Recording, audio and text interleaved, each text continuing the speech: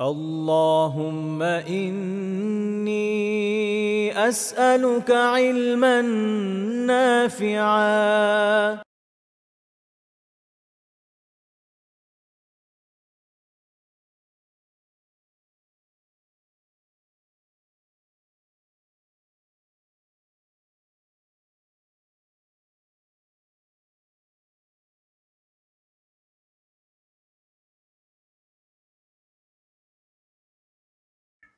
إن الحمد لله نحمده ونستعينه ونصلي على رسوله الكريم وعلى آله وصحبه أجمعين ما بعد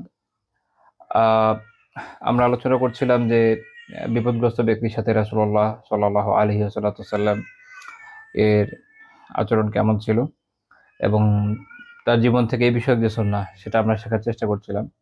তো পেছনে আমরা বেশ কিছু পয়েন্ট আলহামদুলিল্লাহ আলোচনা করেছি। আজকে আমাদের 14 নম্বর পয়েন্ট, এর আগে 13টা পয়েন্ট আলোচনা হয়েছে।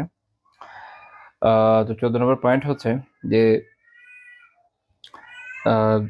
যদি কখনো এমন হয়েছে যে জিহাদের ময়দানে কোনো সাহাবী শহীদ হয়েছেন, তো তার লাশের সাথে হয়তো কোনো বিকৃতি কুফাররা করেছে। এরকম ক্ষেত্রে দেখা গিয়েছে যে রাসূলুল্লাহ সাল্লাল্লাহু আলাইহি ওয়াসাল্লাম তার নিকট আত্মীয় বা আত্মীয়াকে লাশ দেখা থেকে বিরত রাখতে নির্দেশ দিয়েছেন। অর্থাৎ এখান থেকে মূল পয়েন্ট হচ্ছে এটা যে যদি এরকম হয় যে দেখা যায় যে ভেঙে পড়ার আশঙ্কা আছে, মৃত ব্যক্তিকে দেখলে আত্মীয় যে তার ভেঙে পড়ার আশঙ্কা আছে, এরকম ক্ষেত্রে আল্লাহ রাসূল লাশ দেখতে নিষেধ করেছেন। যেমন একটা বর্ণনা আমরা পাই, ইমাম আহমদ রাহিমাহুল্লাহ তাআলা তার মুসনাদে উল্লেখ করেছেন 1418 নম্বর হাদিস, জুবাইর রাদিয়াল্লাহু তাআলা আনহুর বর্ণনা। তিনি বলছেন যে উহুদের যুদ্ধের দিন, যুদ্ধ যখন শেষ হয়ে গেছে তখন একজন নারী খুব দ্রুত বেগে তিনি ওই যারা শহীদ হয়েছেন তাদের দিকে এগিয়ে যাচ্ছিলেন যুদ্ধ শেষে। তো তখন আশেপাশ থেকে অনেকে আসছিল, মদিনা থেকে অনেকে এসেছেন দেখতে। তো সেই অবস্থায় তো তিনি বলছেন, জুবাইর রাদিয়াল্লাহু তাআলা বলছেন যে ফাকারিহা নবী সাল্লাল্লাহু আলাইহি ওয়াসাল্লাম আন তারাহুম। তিনি বললেন আল্লাহ রাসূল এটা অপছন্দ করেছেন যে তিনি তাদেরকে দেখুন, এই নারীকে এই লাশগুলো দেখুক, এটা আল্লাহ রাসূল করেন নাই, অপছন্দ করেছেন। তিনি বলছেন আল মারআতুল মারআ, অর্থাৎ এই মেয়ে এই নারীকে থামাও, এই নারীকে থামাও, এরকম আরকি। তো জুবাইর রাদিয়াল্লাহু তাআলা আনহু যখন কাছে গেলেন তিনি দেখলেন যেটা তার মা সফিয়া রাদিয়াল্লাহু তাআলা আনহা। আপনারা জানেন যে উহুদের যুদ্ধে হামজা রাদিয়াল্লাহু তাআলা আনহু শহীদ হয়েছিলেন এবং তার মুশরিকরা তার লাশকে ছিন্ন-বিচ্ছিন্ন করেছিল এবং যথেষ্ট ক্ষতি করেছিল। বাট এই বিষয়ে এখানে একটা ইন্টারেস্টিং পয়েন্ট আছে যে বেশ কিছু বর্ণনা পাওয়া যায়। সকল বর্ণনা কিন্তু আবার সহিহ নয়। এটা সত্য যে হামজা রাদিয়াল্লাহু তাআলা আনহুর যে লাশ সেটাকে উহুদের যুদ্ধের দিন বিকৃত করা হয়েছে। এটা শুধু হামজা রাদিয়াল্লাহু তাআলা আনহুর সাথে একা করা হয়নি। আমরা এই বর্ণনাতেই পরে দেখি যে আরো একজন আনসারী সাহাবী রাদিয়াল্লাহু তাআলা আনহু, তাকেও হামজা রাদিয়াল্লাহু তাআলা আনহুর সাথেই দাফন করা হয়েছিল। উনার সাথেও একই রকম ঘটনা ঘটেছিল। জুবাইর রাদিয়াল্লাহু তাআলা আনহুর বর্ণনা হচ্ছে যে তার সাথে ঐরকম করা হয়েছে যেমনটা হামজা রাদিয়াল্লাহু তাআলা আনহুর সাথে করা হয়েছে। অর্থাৎ একই রকমভাবে হামজা রাদিয়াল্লাহু তাআলা আনহুর লাশকে যেভাবে বিকৃত করেছে, এই আনসারী সাহাবী রাদিয়াল্লাহু তাআলা আনহু তার লাশকে এভাবেই বিচ্ছিন্ন করা হয়েছে। তো যাই হোক, এটা এরকম না যে ওনার সাথে একা করা হয়েছে আরেকজন সাহাবীর আমরা দেখলাম। আরেকটা বিষয় হচ্ছে যে তার লাশের সাথে যে ধরনের কাজ করা হয়েছে, যেভাবে ক্ষতি করা হয়েছে লাশের, এইটা যেটাকে আমরা বলতে পারি ক্ষতবিক্ষত করা, এইটা যেই পদ্ধতিতে করা হয়েছে এরকম কিছু বর্ণনা আছে, যেগুলো কিছু আছে যেগুলো আসলে একদমই বিশুদ্ধ সনদে পাওয়া যায় না। যের মধ্যে একটা পয়েন্ট আছে যে হিন্দ রাদিয়াল্লাহু তাআলা আনহা, তিনি তখন ইসলাম গ্রহণ করেন নাই। তিনি সেই সময় হামজা রাদিয়াল্লাহু তাআলা আনহুকে হত্যা করার জন্য ওয়াহশী রাদিয়াল্লাহু তাআলা আনহু, যিনি তখনও ইসলাম গ্রহণ করেন নাই, তিনি হামজা রাদিয়াল্লাহু তাআলাকে শহীদ করেছিলেন। তো তাকে তার মুক্তিপণের তার দাস মুক্তির ব্যবস্থা করেছিলেন। এগুলো কিছু আলাপ আলোচনা আছে। এগুলো সহি, এগুলোতে কোনো কনফিউশন নাই। বাট হিন্দ রাদিয়াল্লাহু তাআলা আনহা, তার ব্যাপারে বর্ণনা আছে যে তিনি ওই সময়ে যেহেতু তখন ইসলাম কবুল করেন নাই এবং তার আত্মীয়-স্বজনের মৃত্যুর একটা প্রতিশোধের বিষয় ছিল যে তিনি হামজা রাদিয়াল্লাহু তাআলা আনহুর কলিজা চিবিয়েছেন টাইপের একটা বর্ণনা পাওয়া যায়। আমার জানা মতে এই বর্ণনা বিশুদ্ধ সনদে তো নাই, গ্রহণযোগ্য কোনো সনদে তো একদমই নেই। তো যাই হোক, একটা হচ্ছে যে হ্যাঁ, এটা obviously বিকৃত করা হয়েছে। এটা তাদের যে ক্ষোভ, ক্রোধ, এটা হামজা রাদিয়াল্লাহু তাআলার লাশের উপর দিয়ে ঘটিয়েছেন। আরেকটা হচ্ছে যে ঠিক স্পেসিফিক এই ঘটনাটা ঘটিয়েছিল কিনা? না, ওইটা হলো গিয়ে পয়েন্ট। ওইটা স্পেসিফিকলি ওই ঘটনাটার ঘটনা। ওই ঘটনাটা একদম বিশুদ্ধ সনদ আসলে পাওয়া যায় না। তো এটা আর কি এই প্রসঙ্গে বলে গেলাম, যেহেতু আলোচনা চলছে। তো আহ, তিনি জুবাইর রাদিয়াল্লাহু তাআলা আনহু তিনি তার মার সামনে যখন গেলেন, সফিয়া রাদিয়াল্লাহু তাআলা তাকে একটু জোরে ধাক্কা দিলেন। উনি বলছেন যে ওখানে ইমরাতান জালদা, তিনি খুব দৃঢ় শক্তি সম্পন্ন নারী ছিলেন। তো হামজা তিনি যখন জুবাইর রাদিয়াল্লাহু তাআলাকে ধাক্কা দিয়েছেন, তো তিনি তখন সরে গিয়েছেন আর কি সামনে থেকে। তো সফিয়া রাদিয়াল্লাহু তাআলা আনহা তিনি বলেছেন যে সামনে থেকে সরো, আমি তোমার এটা পছন্দ করছি না যে তুমি সামনে আসো। তো তখন জুবাইর রাদিয়াল্লাহু তাআলা বলেন যে আল্লাহ রাসূল সাল্লাল্লাহু আলাইহি ওয়াসাল্লাম এটা পছন্দ করেন নাই যে আপনি সামনে যান।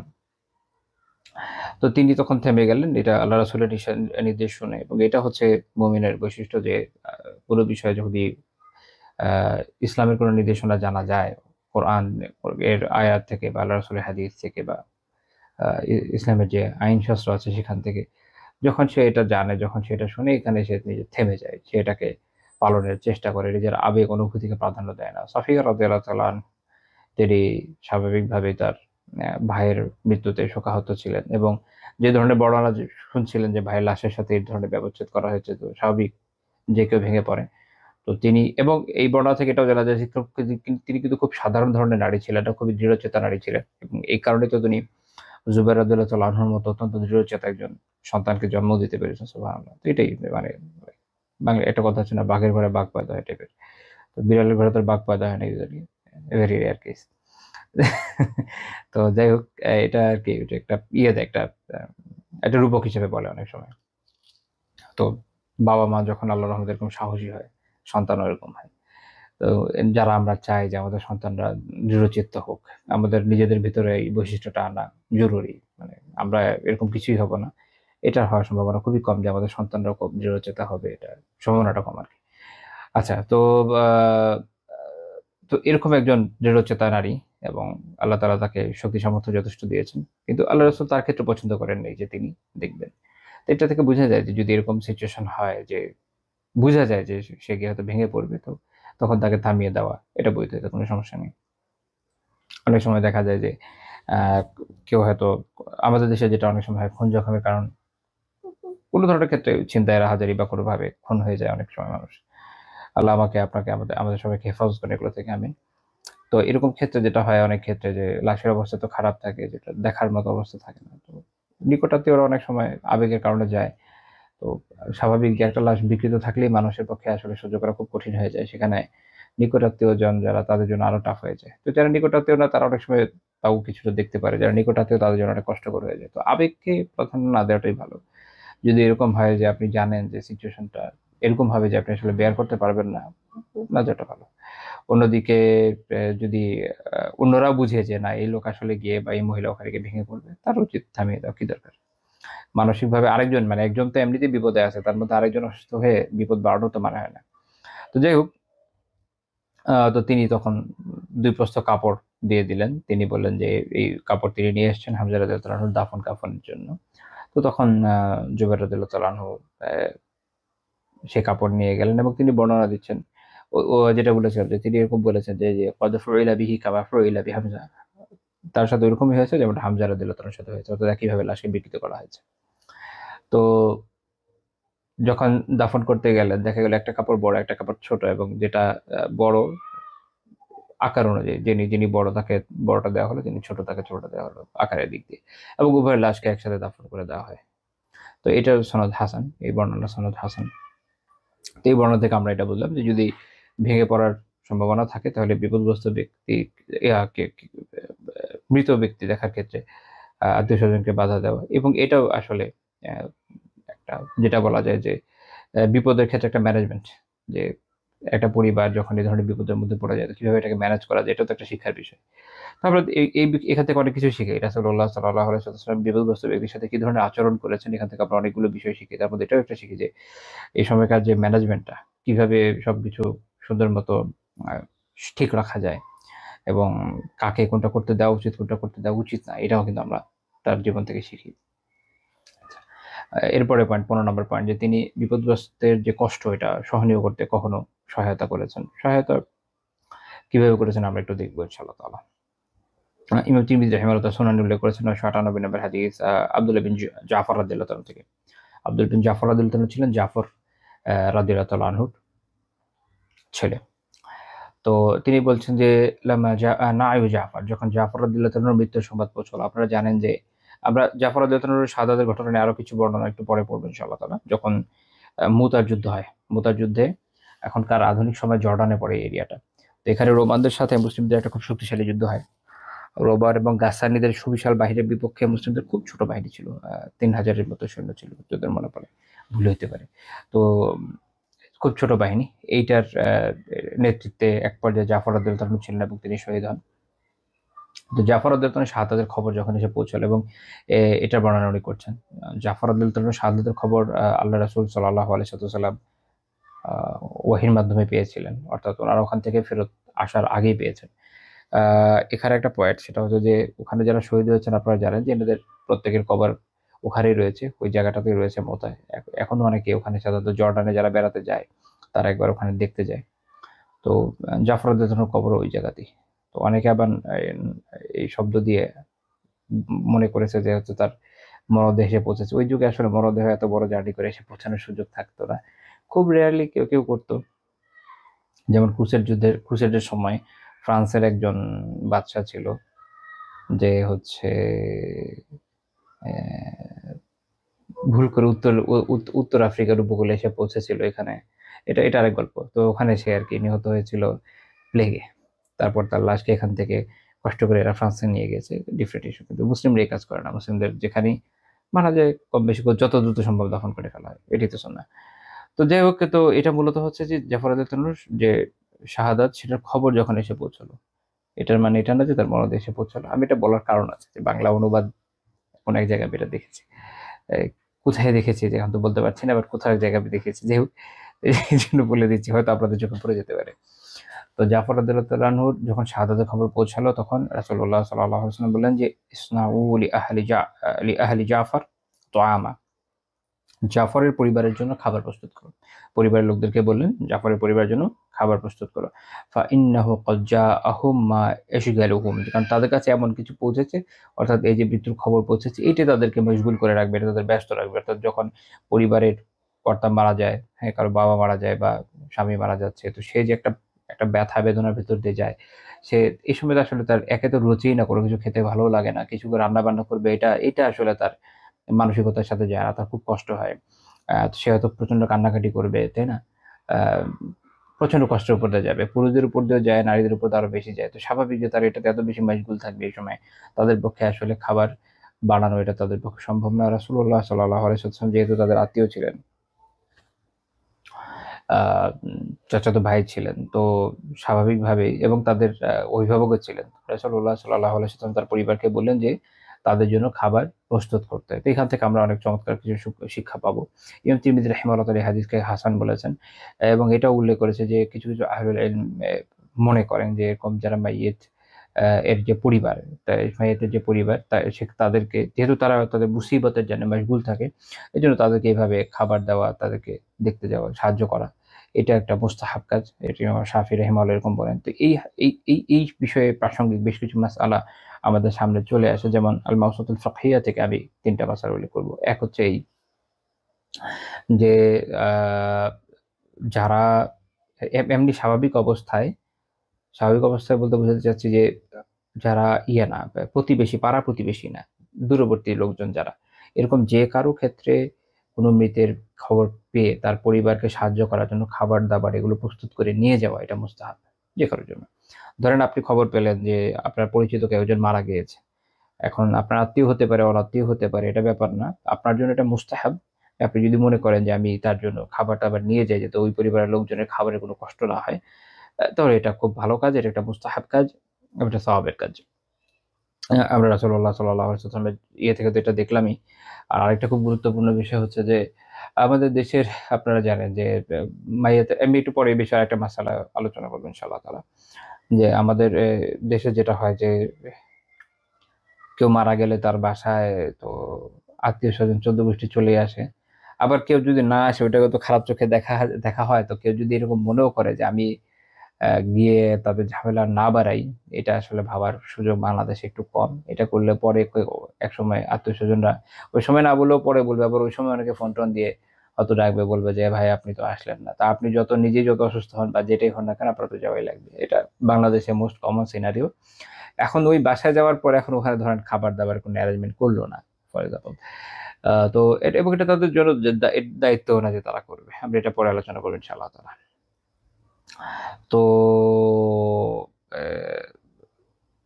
সেই সময়ে এখন এত এত মানুষ আছে, তাদের খাবার দাবারের কোনো ব্যবস্থা করা থাকে না।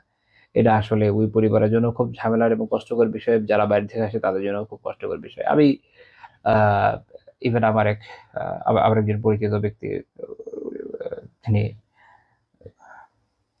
তিনি লাইনে পড়াশোনা করেছেন মাশাআল্লাহ। তো তার একটা আমল দেখেছি এবং দেখে আমার খুব ভালো লেগেছে, এবং এটা সুন্নাহসম্মত আমল যে উনি কোথাও যদি খবর পান যে অমুক পরিচিত তার বাসায় এরকম হয়েছে, ব্যাস খাবার দাবার প্রস্তুত করে নিয়ে গেছে। এটা একটা খুব সুন্দর অভ্যাস। এটা যদি সম্ভব হয় নিজের পরিবার থেকে তো নিয়ে যাওয়া উচিত, যাতে ওখানে তাদের কিছু এহসান হয়, সহজ করা হয়, এবং এটা মুস্তাহাব।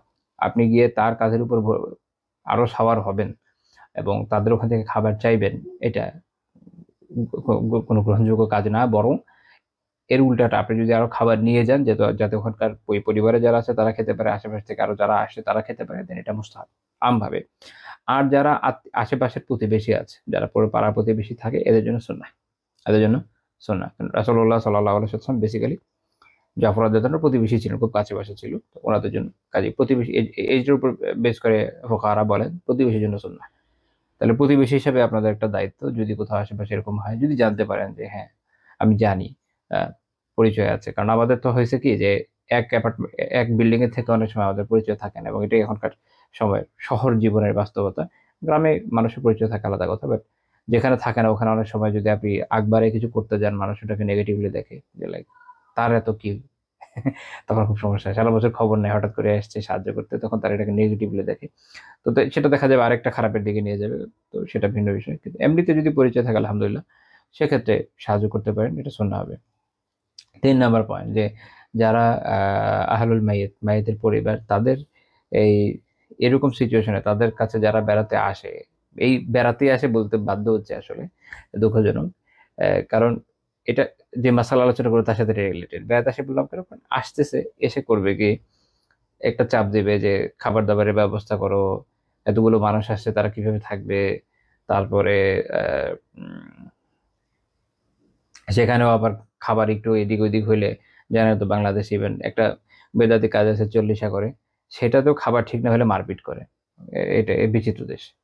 তো তো ওই সময়ও তাদের অনেক ধরনের নখরা থাকবে যে খাবার ভালো হয় না, হয় না, এই সেই। তো এখন এটারে আপনি বেড়াতে আসা বলা ছাড়া কি বলবেন? তো যাই হোক, এটা আসলে যারা আহলুল মাইয়িত তাদের জন্য এটা মাকরুহ, যে মানুষের জন্য খাবার তৈরি করবে, এটা মাকরুহ। এটা মাকরুহ কারণ হচ্ছে এটা ফুকাহারা বলছেন এটা হচ্ছে জিয়াদাতান আলা মুসিবাতিহিম, এটা তাদের মুসিবাতের উপর আরো বর্ধন, তাদের মুসিবতের মাধ্যমে আরো বেড়ে যায়। ওয়া শুগলান আলা শুগলিহিম, তাদের এমনি যে মাশগুলাত ছিল, যে দুঃখ কষ্ট বেদনা ছিল, তার উপর এটা আরো বাড়ায় দেয়। এবং ওয়া তাশাব্বুহান বিআহলিল জাহিলিয়্যাহ, জাহিলি যুগের যে বৈশিষ্ট্য তার সাথে এটা মিলে। কার সাথে মিলে? জাহিলি যুগের বৈশিষ্ট্যের সাথে মিলে। এই বর্ণনা আমরা পাই জাবির বিন আব্দুল্লাহ আল বাজালি রাদিয়াল্লাহু তাআলা আনহু থেকে। তো তিনি বলছেন যে আমরা কি করতাম, আমরা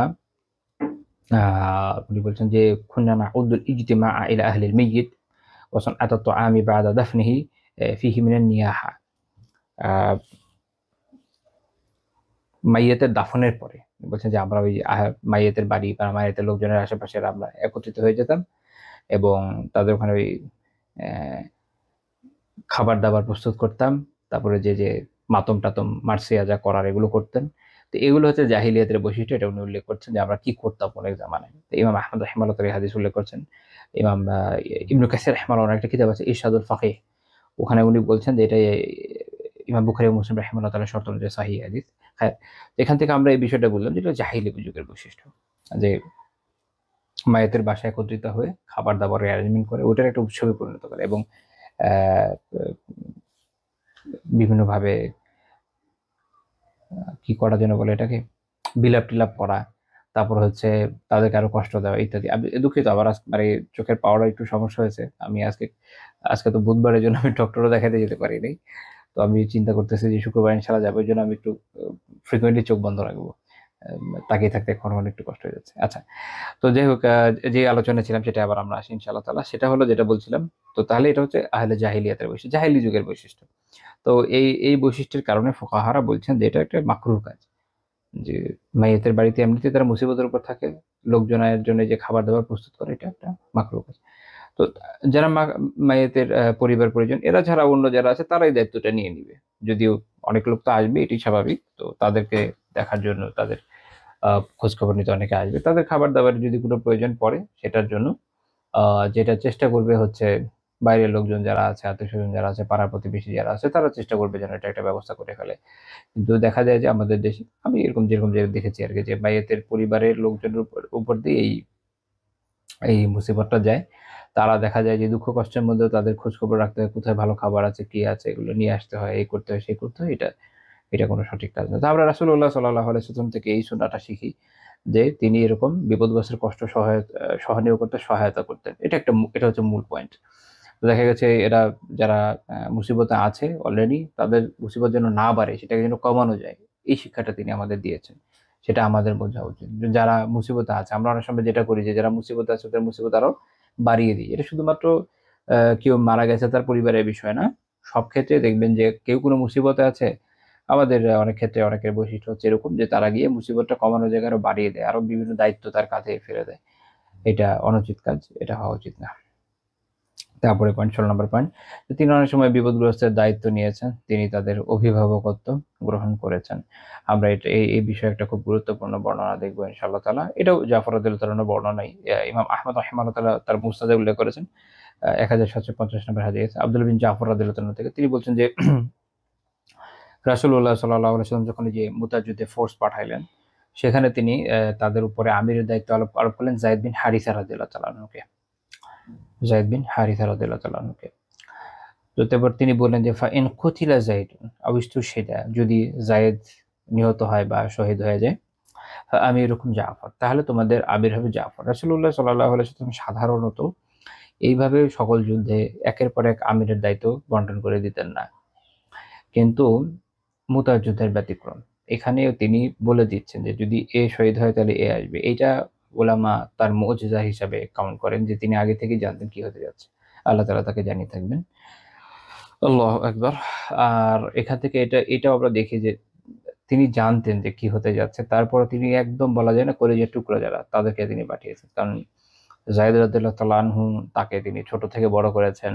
আপনারা জানেন যে তিনি দাস হিসাবে রাসূলুল্লাহ সাল্লাল্লাহু আলাইহি ওয়াসাল্লামের কাছে ছিলেন। তাকে তিনি আযাদ করেছেন এবং একসময় পালক পুত্র হিসেবে গ্রহণ করেছিলেন। পরে আল্লাহ তাআলা পালক পুত্রের যে বিধান, এটাকে রহিত করে দিয়েছেন।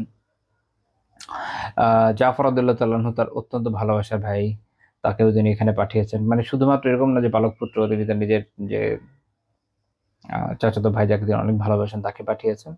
এবং আব্দুল্লাহ বিন রাওয়াহা রাদিয়াল্লাহু আনহু, তিনিও তার খুব প্রিয়, তাকেও পাঠিয়েছেন। এইজন্য তিনি বলছেন যে ফা ইন কুতিলা আও ইস্তুশহিদা ফা আমিরুকুম আব্দুল্লাহ বিন রাওয়াহা, যদি জাফর রাদিয়াল্লাহু তাআলা আনহু তিনি যদি মারা যান বা শহীদ হয়ে যান, তাহলে আমির হবে আব্দুল্লাহ বিন রাওয়াহা রাদিয়াল্লাহু তাআলা আনহু। অর্থাৎ তিনি জেনে শুনে এনাদেরকে পাঠাচ্ছেন। এটার কারণ হচ্ছে কি? কারণ মুমিনের কাছে আসলে সবচেয়ে বড় সম্মানের, সবচেয়ে বড় মর্যাদার বিষয় হচ্ছে যে শাহাদা। মুমিন শাহাদাতের জন্য আকাঙ্ক্ষী থাকে। মুমিন ওই যে বিছানা আঁকড়ে ধরার লোক হয় না। বাট আমাদের অবস্থা উল্টা হয়ে গেছে। এজ এ রেজাল্ট আমরা মাইরি খাচ্ছি। একটা বাংলা কথা আছে, কাপুরুষ বারবার মরে, সাহসী জীবন একবারই মরে। তো আমরা বারবার মরি, হ্যাঁ, বেঁচে থেকেও মরতে থাকি। এই অবস্থা আমাদের চলছে। অন্যদিকে রাসূলুল্লাহ সাল্লাল্লাহু আলাইহি ওয়াসাল্লাম জেনে শুনে তার প্রিয় সব ব্যক্তিদেরকে পাঠিয়ে দিচ্ছেন জিহাদে এবং জানেন যে এরা শহীদ হবে। সুবহানাল্লাহ। তো আব্দুল্লাহ বিন জাফর রাদিয়াল্লাহু আনহু বলছেন যে তারপর তারা যখন দুশমনের মোকাবেলা করলেন, ফাকাদ রায়া যায়েদ ফাকাতালা হাত্তা কুতিল, যায়েদ রাদিয়াল্লাহু আনহু দুশমনের মোকাবেলা করে রায়াহকে আঁকড়ে ধরলেন এবং তিনি যুদ্ধ করতে করতে শহীদ হয়ে গেলেন। আচ্ছা, এখানে একটা পয়েন্ট আছে, আমার মনে হয় এই প্রসঙ্গে আলোচনা করাটা দরকারও, কারণ আমাদের হয়তো এইভাবে আলোচনা আসবে না, কিন্তু জিনিসটা জরুরি। সেটা হচ্ছে রায়া কি জিনিস। ইমাম ইবনু সিদাহ রাহিমাহুল্লাহ তাআলা, আরবি ভাষার অনেক বড় ইমাম, তিনি বলছেন যে আর-রায়াতুল আলাম, রয়া হচ্ছে যেটা যে পতাকা, কি ধরনের পতাকা আসলে, আহ যেটা আসলে এটাকে আপনি ঝান্ডাও বলতে পারেন। আগেকার সময় যুদ্ধে একটা খুব গুরুত্বপূর্ণ অনুষঙ্গ ছিল হচ্ছে সেনাবাহিনীর মূল পতাকা, অর্থাৎ এটা স্ট্যান্ডার্ডও বলে, কিন্তু স্ট্যান্ডার্ড।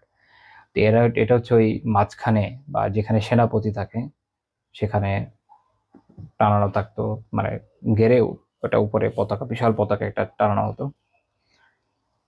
আহ অনেক ক্ষেত্রে যেটা হতো যে এটার জন্য আলাদা লোক থাকতো, আবার অনেক সময় সেনাবাহিনীর সেনাপতি নিজের কাছেই রাখতেন, যেমন এই যুদ্ধে সেনাপতি নিজের কাছে রেখেছেন, আবার অনেক ক্ষেত্রে আলাদা লোক থাকতো। এবং এটা অত্যন্ত গুরুত্বপূর্ণ, কারণ হচ্ছে রয়া এটাকে এই জন্যই বলা হয় যে মানুষ দূর থেকে সেনাবাহিনীটাকে দেখে, অথবা আলাম বলা হয় এই জন্য সে জানে যে এইখানে এই ইয়েটা আছে, সেনাবাহিনীর মূল ভিত্তিটা এই জন্য। এই জন্য ইমাম কাজী ইয়াদ রাহিমাহুল্লাহ তাআলা মাশারিকুল আনওয়ার আলা সিহাইল আসারে বলছেন যে এটার আরেক নাম হচ্ছে আলাম। এর কারণ হচ্ছে এর মাধ্যমে এটা জানা যায় যে জয় বা বাহিনীর যে মূল স্থান কোন জায়গায়, এটা এখান থেকে জানা যায়। তো এই জন্য এটা খুব জরুরি। যদি কোনো কারণে পতাকা পুড়ে যায় তখন বুঝতে হয় যে আহ, মানে সেনাবাহিনী পরাজয়ের সময় চলে এসেছে। এটা খুব গুরুত্বপূর্ণ, কারণ আগেকার যুগে তো আর ওয়্যারলেস সিস্টেম ছিল না যে কাউকে ডাকবে, তখন হলো বিশাল প্রান্তরে হয়তো অনেক সময় কিলোমিটার পর্যন্ত ফোর্স ছড়ায় থাকতো। তো তারা ওই যে সেন্ট্রালি যে পতাকাটা থাকতো ওই পতাকার দিকে তাকিয়ে থাকতো। যদি কখনো দেখতো যে পতাকা চেঞ্জ হয়েছে বা ওই জায়গায় ধরেন আত্মসমর্পণ ধরনের যে পতাকা, সাদা পতাকা উত্থাপন করা হলো, ওড়ানো হলো, তখন তারা মনে করতো যে আচ্ছা তাহলে আমরা আত্মসমর্পণ করতে যাচ্ছি বা সন্ধে হতে যাচ্ছে। আর অনেক সময় এটাকে ফেলে দিয়ে ওই জায়গাতে যারা বিজয়ী হয়েছে তারা তাদের নিজের পতাকা উড়িয়ে দিত। এটা থেকে বোঝা যেত যে পরাজয় হয়ে গেছে, এটা অন্য বাহিনী ক্ষমতা নিয়ে গেছে, এখন আর যান বাঁচে, এখন যে যার যান বাঁচাবে আর কি, এরকম। তো এই জন্য যে রয়া এটা বা যে মূল যে ঝান্ডা একটা ফোর্সের, এটা খুব গুরুত্বপূর্ণ। তো রাসূলুল্লাহ সাল্লাল্লাহু আলাইহি ওয়াসাল্লামের পতাকা নিয়ে আলাপ আলোচনা আছে। বারা বিন আজিব রাদিয়াল্লাহু তাআলা আনহু, তাকে যখন আল্লাহ রাসূলের যে রয়া এটা সম্পর্কে জিজ্ঞেস করা হয়েছে, তিনি বলেছেন যে কানাত সাউদা মুরাব্বাআতাম মিন নাবিরাহ, তার যে পতাকাটা ছিল এইটা হচ্ছে কালো রঙের ছিল, এটা ছিল কালো রঙের। আরেক বর্ণনা আছে যে তার যে লিওয়া, যেটা ছোট পতাকা হয়, এগুলো যেটা দেখবেন যে অশ্বারোহী বাহিনী যখন সামনে যেত, সামনে একটা একটা পতাকার মতো ধরে ঝুলাইতে ঝুলাইতে সামনে যেত, একদম সামনের জন্য, মানে ফুল, ধরেন অনেক বড় একটা অশ্বারোহী বাহিনী যাচ্ছে বা 100-200 জন হোক বা যেটাই হোক না কেন, তার সামনে যে তার কাছে একটা পতাকা থাকে, এটা হচ্ছে লিওয়া। এইটা হলো সাদা, এটা পতপত করে উড়াতে উড়াতে যেত ফোর্স। আর মূল বাহিনী যেটা যেত, সাধারণত সেনাপতি থাকতো অনেক পিছনে যুদ্ধের সময়, আর এমনিতে মার্চের সময় সেনাপতি থাকে হলো সামনে, কারণ তখন সে পথ একদম সামনের দিকে থাকবে, সবাই তার পিছন দিয়ে মার্চ করবে। তো তার সামনে যে ছোট বাহিনী যাবে তার কাছে লেওয়া থাকবে, আর সেনাপতির সাথে থাকে হচ্ছে রয়া।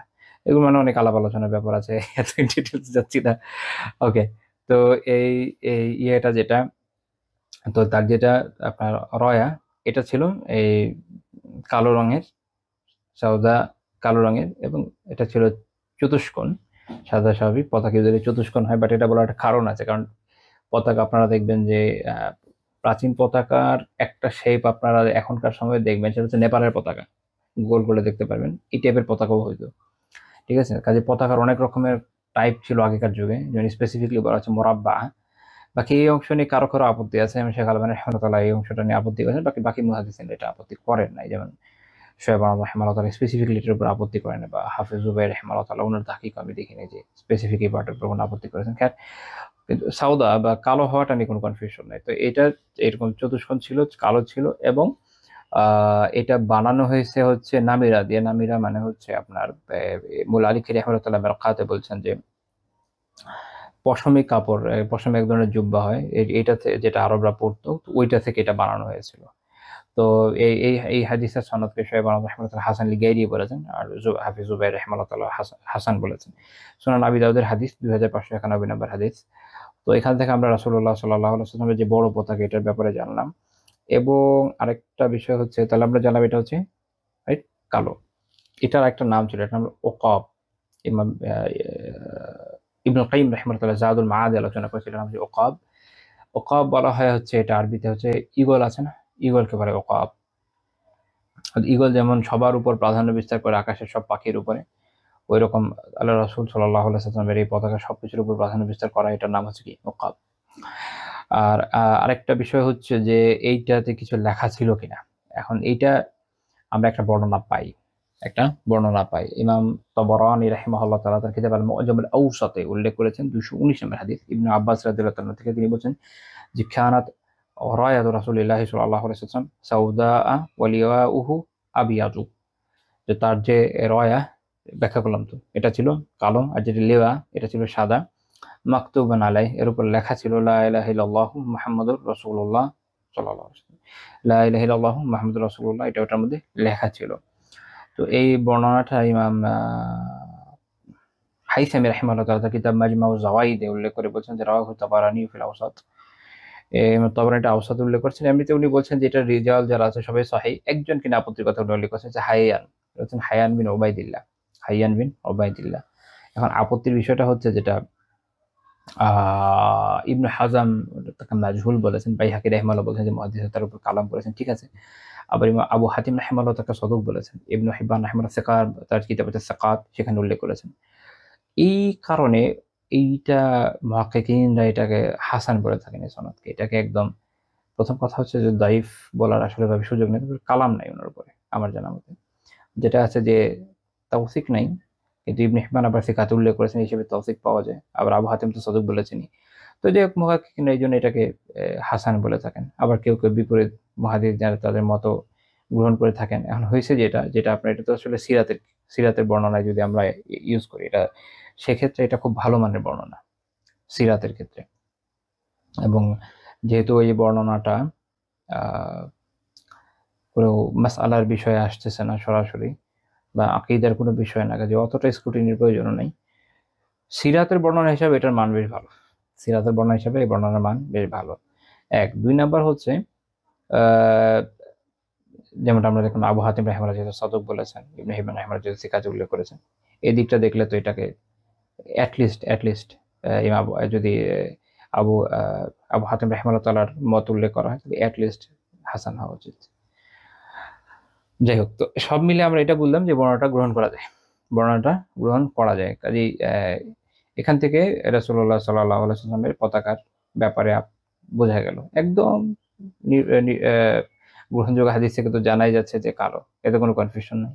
আচ্ছা, তো কালোর মধ্যে কালিমা লেখা ছিল কি ছিল না, এটা একটা আলোচনা, এবং সেটার পক্ষে যে দলিলটা আছে সিরাতের বর্ণনার ক্ষেত্রে অবভিয়াসলি কোনো কনফিউশন নেই। আর মুহাদ্দিসিনদের মধ্যে একটা ইখতিলাফের জায়গা আছে, একটু বুঝতে হবে। সেটা হচ্ছে যে ইবনে হিব্বান রাহিমাহুল্লাহ তাআলা তার সিকাতে যাদের কথা উল্লেখ করেন সেটা কি তাওসিক হিসেবে গ্রহণ করা হবে না হবে না, তাকে কি সিকা বা নির্ভরযোগ্য হিসেবে গ্রহণ করা হবে কি হবে না, এটা নিয়ে ইখতিলাফের জায়গা আছে। এটা বড় সংখ্যক মুহাদ্দিসিনের মত হচ্ছে যে যদি বিপরীত দিকে ওনারা কোনো জারহ খুঁজে না পান, রাবির উপর কোনো রাবির কোনো দোষ ত্রুটির আলাপ আলোচনা না পান, তখন তারাই ওনার কিতাবের তাদেরকে কিতাবে সিকাতে উল্লেখ করলে ওনারা এটাকে সিকা রাবি হিসাবে গ্রহণ করেন। কাজী সেই সব মুহাদ্দিসিনদের মধ্যে কোনো কনফিউশন নেই, হাদিস তো সহিহ। বা ইমাম আবু হাতিম রাহিমাহুল্লাহর কথা আমরা জেনে নিলেন পক্ষে হাসান, এই আর কি। কাজী কেউ যদি এটাকে গ্রহণ করে, তারা মুহাদ্দিসিনদের একটা অংশের অবস্থানকে গ্রহণ করেছে, ওই নির্ভেজাল অ্যাটাক করার কোনো জায়গা নাই, ঠিক আছে। আর যেটা বলেছি যে যারা তাদের মতে এটা তারা তাওসিক হিসাবে নিতে রাজি নন, তাদের হিসাবে এই হাদিস কি হইতে পারে, দয়ীফ হইতে পারে। দয়ীফ জিদ্দান হবে না, মানে অত্যন্ত দুর্বল হবে না, বা বাতিল হবে না, জাল হবে না। সিরাতের ক্ষেত্রে ওইসব মুহাদ্দিসিনও এই ধরনের দয়ীফ বর্ণনাকে গ্রহণ করে থাকেন। তো সকল অবস্থান মিলে আমরা এই সলিউশনে আসলাম যে এটা আমরা সিরাতের ক্ষেত্রে ব্যবহার করতে পারি। সিরাতের বর্ণনা যে রাসূলুল্লাহ সাল্লাল্লাহু আলাইহি ওয়াসাল্লামের পতাকা ছিল, সেই পতাকা ছিল এরকম, কি ছিল, সেটা ছিল কালো, এবং তার মধ্যে কালোটা তো আমরা হাসান সনদে দেখেছি, এবং তার মধ্যে এরকম লেখা ছিল লা ইলাহা ইল্লাল্লাহু মুহাম্মাদুর রাসূলুল্লাহ সাল্লাল্লাহু আলাইহি ওয়াসাল্লাম। এত বড় এই যে আলাপ আলোচনা করলাম, এটার কারণ হচ্ছে আমাদের দেশে খুব রিসেন্ট টাইমে আমরা দেখেছি যে প্রথমে তো কালো পতাকা জিনিসটাকেই একটা টেরোরাইজ করার একটা অবস্থা আমাদের দেশে আমরা দেখতে পাচ্ছি কিছু ব্যক্তিবর্গের থেকে। এইটা একটা বাজে বিষয়, এটা একটা বাজে বিষয়। রাসূলুল্লাহ সাল্লাল্লাহু আলাইহি ওয়াসাল্লামের যে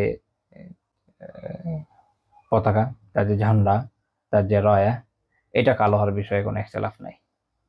কাজেই জাস্ট কালো হওয়ার কারণে কোনো পতাকা কেউ গ্রহণ করলো, আমরা জানি যে আপনারা জানেন দায়েশ তারা এই পতাকাটাকে গ্রহণ করেছিল, তো তারা গ্রহণ করেছে কেন? হাদিস আছে, ওটা দেখে তাদের মনে হচ্ছে আমরা এটা বানাই ফেলি আমাদের দলের পক্ষে। এতে কি আমাদের মানে ইসলামের যেটা একটা নিদর্শন, রাসূলুল্লাহ সাল্লাল্লাহু আলাইহি ওয়াসাল্লামের যেটা নিদর্শন, এটা পরিত্যাজ্য হয়ে যাবে নাকি? পাগলে পেয়েছে, এটা তো হতে পারে না। একই রকম ভাবে তারা তো অনেক কাজই করেছে, তাই না? এদের মধ্যে এর মধ্যে কিছু জিনিস ভালো আছে, যেমন তারা ৫ ওয়াক্ত নামাজ পড়েছে, এটা একটু ভালো কাজ। এখন কি আমরা ওটা বর্জন করবো নাকি? এটা তো হতে পারে না। তারা যেগুলো খারাপ কাজ করেছে, যেগুলো ইসলামের সাথে যায় না, ওগুলো পরিত্যাজ্য, বাস শেষ কথা। কিন্তু এটাকে নিয়ে রাজনীতি করা হয়েছে আমাদের দেশে, এটাকে নিয়ে রাজনীতি করা হয়েছে, এইটা নিয়ে আরেক ধরনের ফ্যানাটিক কাজকর্ম হয়েছে। এটা গ্রহণযোগ্য নয়, বরং এতে নিঃসন্দেহে রাসূলুল্লাহ সাল্লাল্লাহু আলাইহি ওয়াসাল্লামের যে রায়া, এটা কালো ছিল, কাজেই কালো পতাকা থাকা কোনো সমস্যা না। ১, ২ নাম্বার হচ্ছে যে ওর মধ্যে যদি কালিমা লেখা হয়, সেটাও আমরা এরকম বর্ণনা থেকে পাই যে এটা গ্রহণ করা যায়। আর আমার হিসেবে যেটা হাসান এটলিস্ট। তো কাজে এটা ইনশাআল্লাহ গ্রহণ করার কোনো সমস্যা নাই। আহ, তৃতীয় পয়েন্ট একটা, সেটা হচ্ছে যে আহ, ঐতিহাসিক বর্ণনা থেকে জানা যায় যে আব্বাসীদের সময় এই পতাকাটা, কালো পতাকার মধ্যে কালিমার চর্চা ব্যাপক হারে মানে লিখে এটা পতাকা হিসেবে ব্যবহারের চর্চাটা ব্যাপকভাবে শুরু হয়। আমার যদ্দূর খেয়াল আছে, ইবনে কাসির রাহিমাহুল্লাহ বিদায় নিহায়াতে উল্লেখ করেছেন। তো এটা ইসলামের একটা ঐতিহ্যের মধ্যে পড়ে, ইসলামের একটা ঐতিহ্যের মধ্যে পড়ে। তো ওইটা এরকম রদ করা, তো কুফার অপছন্দ করবে, দেখি আমরা দুনিয়া সবকিছু রদ করে দিব, তো তাহলে তো ইসলামের পরিচয় বন্ধ করে দিতে হয়, এটা তো হতে পারে না। এই জন্য আমি আলোচনাটা করলাম, যেটা আপনাদের মাথায় থাকুক ইনশাআল্লাহ তাআলা। তো যাই হোক, তো যায়েদ রাদিয়াল্লাহু আনহু যখন শহীদ হয়ে গেলেন, তারপর জাফর রাদিয়াল্লাহু তাআলা আনহু পতাকা নিলেন, তিনি যুদ্ধ করলেন, তিনি শহীদ হয়ে গেলেন। আব্দুল্লাহ বিন রাওয়াহা রাদিয়াল্লাহু তাআলা আনহু পতাকা নিলেন, তিনি যুদ্ধ করলেন, শহীদ হয়ে গেলেন। এরপর খালিদ বিন ওয়ালিদ রাদিয়াল্লাহু তাআলা আনহু পতাকা নিলেন এবং তার মাধ্যমে আল্লাহ তাআলা বিজয় দান করলেন। আব্দুল্লাহ বিন জাফর রাদিয়াল্লাহু তাআলা আনহুর বর্ণনা কি? ফাতাহা আল্লাহু আলাইহি, আল্লাহ তাআলা তাকে বিজয় দিলেন। ঠিক আছে? তো তার মানে হচ্ছে মুতার যুদ্ধ পরাজয় না, এটা মনে রাখতে হবে। এটা পরাজয় না। কারণ এখানে পরাজয় হয় কখন? আরবদের এটা ট্রেডিশন ছিল যে যখন পরাজিত কোনো দল কাউকে হারিয়ে দেয়, ওই সময়কার ট্রেডিশন যে কেউ যদি জিতে যায় তারা ওই জায়গায় অবস্থান করে, পরাজিত দল আর কখনো ওখানে আসতে পারে না কিছু সময় পর্যন্ত, ২-৩ দিন পর্যন্ত বিজয়ী দল ওখানে অবস্থান করে, উৎসব করে, তারপর ওখান থেকে আসে। এগুলো কিছু রোমানরা করে উঠতে পারে না এই সময়। বরং মুসলিমরা যেমন রিট্রিট করেছে, তারাও সরে যেতে বাধ্য হয়েছে। এত বিশাল বাহিনীর বিরুদ্ধে যখন একটা যুদ্ধ হয়, তাকে যে তার জায়গায় থামিয়ে দেওয়া গেছে, এটাই বড় বিজয়। সে যে সামনের দিকে অগ্রসর হতে পারে নাই, বিশাল বাহিনী, ওটার এক একটা বড় বড় বর্ণনা পাওয়া যায় যে এত এত বড় বড় ফোর্স ছিল। শুধু গাসসানীদেরই ১ লাখের মতো ছিল বলে বর্ণনা পাওয়া যায়, আল্লাহ আলাম। তো এত বিশাল বাহিনীকে যে থামিয়ে দেওয়া গেছে ছোট্ট একটা বাহিনী নিয়ে, এটাই বিশাল ব্যাপার। এবং মুতার যুদ্ধ সেই সব মানুষের জন্য একটা বিশাল বড় নিদর্শন, যারা মনে করে যে যুদ্ধ জেতার জন্য সামরিক শক্তির সমান হওয়া আবশ্যক। এটা একটা পাগলের প্রলাপ, এটা পাগলের প্রলাপ। যে যুদ্ধ সম্পর্কে কিছু জানে না সে ধরনের কথা বলতে পারে। প্রথমত তো মুসলিমরা আলহামদুলিল্লাহ যতগুলো জিহাদ লড়েছে, আপনি কোথাও ওইভাবে দেখবেন না যে মুসলিমরা সংখ্যায় এত বেশি আপার হ্যান্ড যে শত্রু দল হয়তো তার কাছে কিছুই না। মানে মনে করেন যে ১০০ জন মুসলিমের বিপরীতে ১০ জন শত্রু, এরকম আপনি দেখাইতে পারবেন না। উল্টাটাই বরং স্বাভাবিক, বা অ্যাটলিস্ট মুসলিমের সংখ্যা কম ছিল। এটা সবসময় যখন মুসলিমরা রোম বিজয় করলো, পারস্যদের সাথে জিহাদ করলো, মোহাম্মদ বিন কাসেম দাহিরের সাথে লড়াই করলেন, তারপর হচ্ছে উত্তর আফ্রিকার বিজয় হলো বা স্পেন বিজয় হলো, আপনি যে কোনো জায়গার ইতিহাস দেখেন, বক্সের খলজি আমাদের এই অঞ্চলে আসলে কোন জায়গাতে এত বড় ফোর্স নিয়েছিল মুসলিমরা? কোথাও না। এমনও হয় না যে মুসলিমদের যে সামরিক যে শক্তি তার থেকে অনেক বেশি অগ্রসর ছিল মানে কুফারদের থেকে, এমনও না। মানে এমন না যে তারা স্টোন এজে পড়ে আছে এবং মুসলিমরা এই সময় কামান নিয়ে চলে গিয়ে হাজির হয়েছে, এমন তো হয়নি। একটা তো এটা একটা পয়েন্ট হয় যে কখনো কখনো বিপরীত দল সামরিক শক্তিতে অ্যাডভান্স কিছু টেকনোলজি পায়। এটা একটা উদাহরণ আপনাদেরকে দিই। যখন ইব্রাহিম লোদির সাথে আহ বাবরের যুদ্ধ হয়, এই যুদ্ধে বাবর অনেক ছোট ফোর্স নিয়ে লোদির বিশাল বাহিনীকে পরাজিত করে। একটা বড় কারণ হচ্ছে লোদির কাছে কামান ছিল না, বাবরের কাছে কামান ছিল এবং সেদিন মাস্টার ছিল কামান ইউজের। এবং এমন ভাবে আর কি আপনার কামান দাগিয়েছে যে ওই ইব্রাহিম লোদির বিশাল বাহিনী এটা পাত্তাই পায়নি তার সামনে, যেহেতু তার কাছে ছিল। এরকম এরকম কিছু কিছু ক্ষেত্রে হইতে পারে, বাট এটাতে তো আমি বলবো না যে কি কুফারদের সাথে লড়াই বলা যায় না, কারণ ভারতের ক্ষমতা আপনারা জানেন তখনও যারা ছিল এই লোদি খানদানি, তার কাফের না মুসলিমই ছিল। যাই হোক, এগুলোকে তো জিহাদ বলা যাবে না। বাট মুসলিমদের জিহাদের ইতিহাস হচ্ছে এটাই যে যেখানে মুসলিমরা জিহাদ করেছে সেখানে তারা সংখ্যার কারণে জিততে নেই, আল্লাহ তাআলার মেহেরবানির কারণে জিতেছে। বাট ওই কিছু তো সক্ষমতা থাকা দরকার। বিষয়টা এরকম না যে 10 জন মিলে 1 লাখের ভিতরে জিহাদ করে ফেলবে। এটলিস্ট একটা ছোট ফোর্স তো হওয়া জরুরি। সেটা বোঝা যায়। তো এইখানে এই এত ছোট বাহিনী নিয়ে যে জিহাদ করাটা এটা একটা বড় দলিল। এখান থেকে বোঝা যায় যে সংখ্যা আসলে মুসলিমদের ভাবে বিজয় দিবে না। মুসলিমদের বিজয়ের জন্য জরুরি হচ্ছে তাকওয়া, সবর, আল্লাহ তাআলার সাহায্য। ব্যাস আল্লাহ ভরসা। তো যখন এই ঘটনা রাসূলুল্লাহ সাল্লাল্লাহু আলাইহি ওয়াসাল্লামের কাছে আসলো, খবরটা পৌঁছালো, তিনি সবাইকে জানালেন। ওই মিম্বারে দাঁড়িয়ে গেলেন। আল্লাহ তাআলার প্রশংসা করলেন। হামদ বললেন, সানা বললেন। তারপর বললেন যে, "ইন্না ইখওয়ানাকুম লাকুল আদুওয়া" তোমাদের ভাইয়েরা শত্রুদের মোকাবিলা করেছে। ওয়া ইন্না যায়েদান আখাযা রায়া। ১ম এ যায়েদ রায়া ধরেছে, ঝান্ডাকে তুলেছে। ফাকাতাল হাত্তা কুতিল। সে জিহাদ করতে থেকেছে যতক্ষণ শহীদ না হয়েছে। আবিস্তুশহিদা, যতক্ষণ নিহত না হয়েছে বা শহীদ না হয়েছে। সুম্মা আখাযা রায়া বা'দাহু জাফর ইবনে আবি তালিব। এরপরে জাফর বিন আবি তালিব এই ঝান্ডাকে উঁচিয়েছে। ফাকাতাল হাত্তা কুতিলা আবিস্তুশহিদা। সে যুদ্ধ করতে থেকেছে, জিহাদ করতে থেকেছে যতক্ষণ নিহত না হয়েছে বা শহীদ না হয়েছে। সুম্মা আখাযা রায়া আব্দুল্লাহ ইবনে রাওয়াহা। তারপর আব্দুল্লাহ বিন রাওয়াহা এই রায়া সামলেছে। ফাকাতাল হাত্তা কুতিলা আবিস্তুশহিদা। সে যুদ্ধ করতে থেকেছে যতক্ষণ না নিহত হয়েছে বা শহীদ হয়েছে। সুম্মা আখাযা রায়া সাইফুম মিন সুয়ুফিল্লাহ খালিদ ইবনে ওয়ালিদ ফাফাতাহা আল্লাহু আলাইহি। রাসূলুল্লাহ সাল্লাল্লাহু আলাইহি ওয়াসাল্লাম বলেছেন যে এরপরে যে পতাকা এটাকে উঁচিয়েছে হচ্ছে আল্লাহ তাআলার তরবারি সমূহের মধ্যে একটি তরবারি খালিদ ইবনে আল ওয়ালিদ। এখান থেকে আল্লাহ রাসূল এই তার যে বাক্য, এখান থেকে খালিদ রাদিয়াল্লাহু তাআলার জন্য এই উপাধিটা এসেছে, সাইফুল্লাহ, আল্লাহর তরবারি। তো তিনি বলছেন যে আল্লাহ তাআলা তার মাধ্যমে বিজয় দিয়েছেন। কাজে বুঝে গেল এটা বিজয়। তাহলে সবসময় কুফফারদের একজন ধ্বংস করে দিয়ে দখল করে ফেললেই যে বিজয় হয় এরকম না।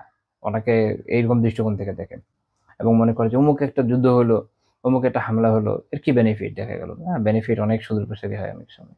কখনো, কখনো আপনি বেনিফিট দেখবেন বহুকাল পরে। একদম ইনস্ট্যান্ট সবসময় সবকিছু দেখা যায় না। যাই হোক, তো এর ৩ দিন গেল। ৩ দিন যাওয়ার পর তিনি জাফর রাদিয়াল্লাহু আনহু পরিবারের কাছে গিয়ে বললেন যে, "লা তাবকু আলা আখি বা'দাল ইয়াউম" আজকের পর থেকে আর আমার ভাইয়ের জন্য কাঁদবেন না। আমার ৩ দিন পর্যন্ত শোক শেষ। তারপরে তিনি তার যারা ছেলে জাফর রাদিয়াল্লাহু আনহু ছেলেদেরকে ডেকে পাঠালেন। তো তাদের মাথার অবস্থা রাবী বর্ণনা করছেন এরকম। তো ছেলে নিজেই তো বর্ণনা করছেন। তিনি বলছেন যে তাদের মাথার অবস্থা এরকম যে মানে উস্কো, খুস্কো হয়েছিল চুলগুলো একদম। কারণ হচ্ছে শোকে বিহ্বল তার স্ত্রী। তিনি তাদের মাথায় যে চিরুনি দিবেন বা তেল দিবেন এই সুযোগও পাচ্ছিলেন না। শোকাহত। তো রাসূলুল্লাহ সাল্লাল্লাহু আলাইহি ওয়াসাল্লাম বলেন যে, "উদউ ইলাল হাল্লাক" যারা হচ্ছে নাপিতকে ডেকে নিয়ে আসুন। আনার পরে তাদের মাথা ন্যাড়া করে দেওয়া হলো। যেহেতু চিরুনি দিয়ে আঁচড়ানোর সুযোগ নেই, তো ন্যাড়া থাকুক, তাহলে মাথা ঠিক থাকবে। উকুনের কষ্ট হচ্ছিল তাদের, এটা দূর হয়ে গেল। তো তিনি তখন বললেন যে, "আম্মা মুহাম্মাদুন" তার ২ ছেলে মাহমুদ এবং আব্দুল্লাহ। তিনি বললেন যে, "আম্মা মুহাম্মাদুন" মুহাম্মদ হচ্ছে ফাশাবিহু আম্মি আবি তালিব। সে হচ্ছে আমাদের চাচা আবু তালিবের মতো দেখতে। ওয়া আম্মা আব্দুল্লাহ ফাশাবিহু খালাকিহি ওয়া খুলুকিহি। আর আব্দুল্লাহ যে আল্লাহ রাসূল বলছেন সাল্লাল্লাহু আলাইহি ওয়াসাল্লাম যে সে আমার মতো দেখতে এবং চারিত্রিকভাবে ২ দিক থেকে আমার মতো। অর্থাৎ তার সাথে মিলেছে। পরিবারের ভিতরের লোকজনের মধ্যে জানেন যে একটা মিল থাকে অনেক ক্ষেত্রে। তো তিনি বলছেন যে তার সাথে আমার মিল বেশি। তো তিনি আব্দুল্লাহ রাদিয়াল্লাহু তাআলা আনহুর হাত ধরলেন এবং দোয়া করেন আল্লাহর কাছে, আল্লাহুম্মা আখলুফ জাফরান ফি আহলি, হে আল্লাহ জাফরের জন্য উত্তম প্রতিস্থাপক হয়ে যান তার পরিবারের জন্য। ওয়া বারিক লি আব্দুল্লাহ ফি সাফকাতি ইয়ামিনিহি, এবং দোয়া করলেন যে আব্দুল্লাহর জন্য তার যে ব্যবসা বাণিজ্য এটাতে বারাকা দান করেন। এবং ৩ বার দোয়া করলেন। ইন্টারেস্টিং বিষয় হচ্ছে যে তখনও তার কিন্তু ছোট। কিন্তু রাসূলুল্লাহ সাল্লাল্লাহু আলাইহি ওয়াসাল্লাম তখনই তার জন্য ব্যবসার দোয়া করছেন। এখানে আমরা একটা জিনিস বুঝি যে ব্যবসাতে ইসলাম খুব গুরুত্ব দিয়েছে। যার পক্ষে সম্ভব ব্যবসা করা, তার উচিত ব্যবসা করা, এতে খায়ের আছে। এতে অনেক খায়ের আছে।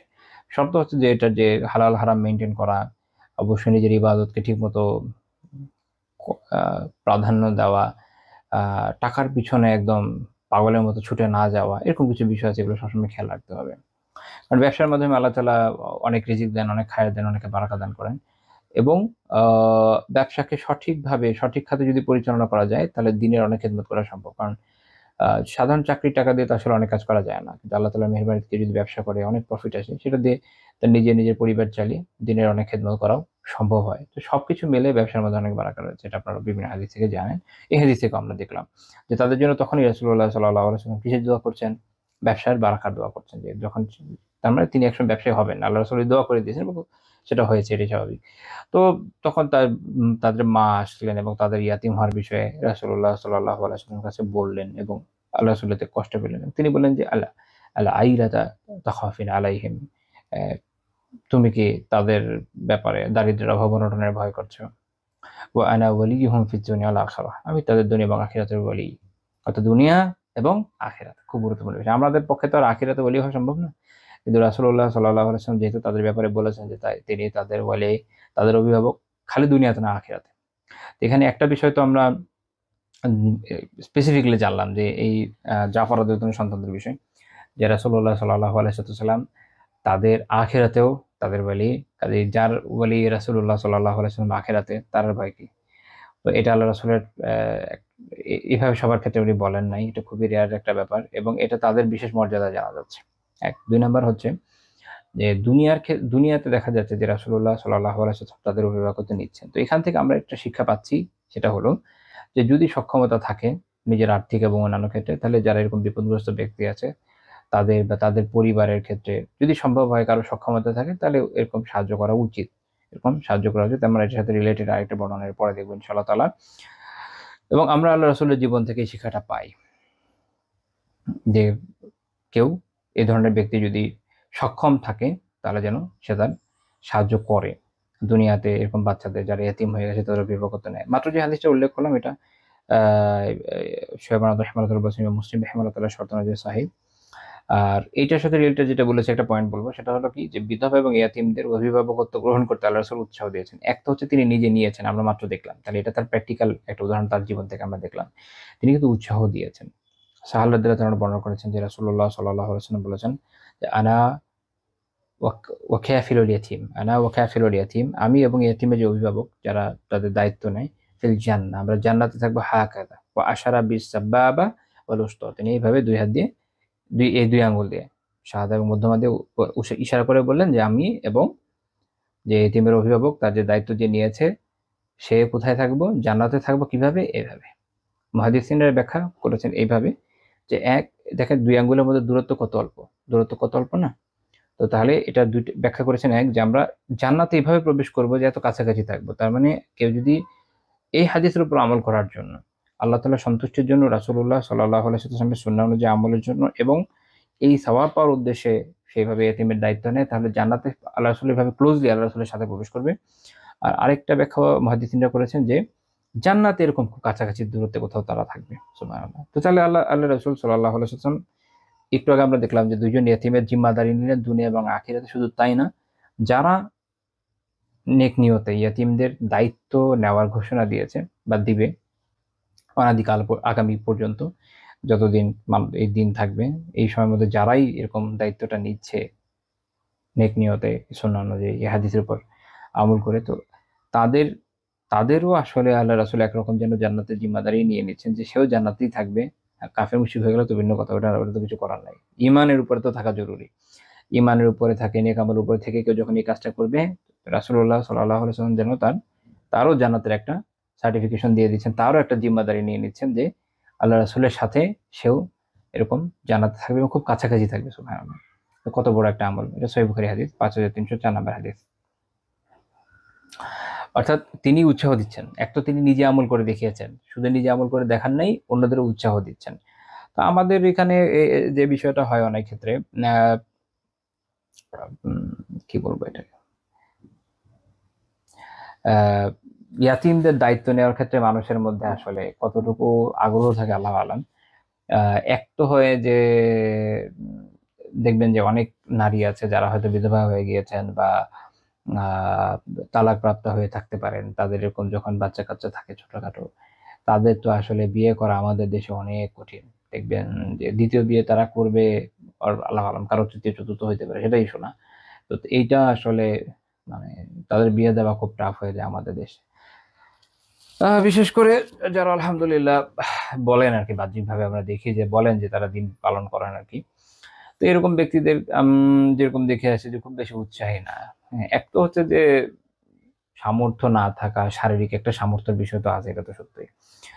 আর্থিক সামর্থ্যের বিষয় আছে। দুইটার যদি কোনোটাই না থাকে, মানসিক সামর্থ্য না থাকে, তাহলে তো আসলে হবে না, সেটা আলাদা কথা। বাট যে সামর্থ্য আছে তাদের আসলে এই বিষয়ে উৎসাহী হওয়া উচিত ছিল। আমরা সাহাবীদের ক্ষেত্রে দেখি যে তারা এটা নিয়ে চিন্তা করেন নাই, রাইট? যে কার কয়টা বিয়ে হয়েছে আগে। আপনি দেখবেন যে সকল সাহাবিয়া তাদের স্বামীর শাহাদাত হয়েছে, খুব তাড়াতাড়ি আবার এক জায়গায় বিয়ে হয়ে গিয়েছে, বা ডিভোর্স হয়েছে, তার ক্ষেত্রেও সেম, খুব তাড়াতাড়ি বিয়ে হয়ে গিয়েছে। খুদ রাসূলুল্লাহ সাল্লাল্লাহু আলাইহি ওয়াসাল্লাম, আয়েশা রাদিয়াল্লাহু তাআলা আনহা ছাড়া বাকি যাদেরকে বিয়ে করেছেন প্রত্যেকেরই কারো এরকম স্বামী নিহত ছিল বা শহীদ হয়েছেন, কারো হচ্ছে আহ, কেউ কেউ ধৃত হয়েছেন ইয়েদের কারণে, জিহাদের সময়। তো তারও দেখা গেছে স্বামী নিহত হয়েছে। মোট কথা হচ্ছে যে এরা ওনারা একটা বড় সংখ্যায় যারা ছিলেন তারা কোনো না কোনো ভাবে আর কি বিধবা ছিলেন। তো রাসূলুল্লাহ সাল্লাল্লাহু আলাইহি ওয়াসাল্লাম তাদেরকে বিয়ে করেছেন, তো কোনো সমস্যা নেই। এবং তারপরে আমরা দেখি যে পরবর্তী সময়ে সাহাবীদের জীবনের আমলে আপনার এরকম অনেক পাবেন। অনেক সাহাবী আছে, এমন নারী সাহাবী আছেন যার এরকম ৩ বার আলাদা আলাদা বিভিন্ন প্রখ্যাত সাহাবীর সাথে বিয়ের ঘটনা পাওয়া যায়। খুবই স্বাভাবিক বিষয় ছিল সাহাবীদের ভিতরে, কিন্তু দুঃখের বিষয় হচ্ছে যে আম, আমাদের এখানে আসলে এই প্র্যাকটিসটা এইভাবে নাই। এত এত স্বভাবের আলাপ আলোচনা আছে, তো এই দায়িত্বগুলো কেউ যদি এভাবে নিয়ে নেয় যে সে এই জন্য তা এরকম ইয়াতিমদের মাকে বিয়ে করছে যে যেন সেই সন্তানদের সেও দেখভাল করতে পারে উত্তম ভাবে এবং তাদের অভিভাবকত্ব নিতে পারে, তো এটা তো তার জন্য জান্নাতে যাওয়ার একটা অনেক বড় মাধ্যম। কিন্তু যাদের সামর্থ্য আছে, সবার তো আর সামর্থ্য নাই। এখন আমাকে অনেকে ডায়লগ দিতে পারে, ভাই আমি আগেই বলতেছি আমার আসলেই সামর্থ্য নেই। ঠিক আছে, আল্লাহ। এটা হচ্ছে যে ইকোনমিক্যাল সামর্থ্য নাই।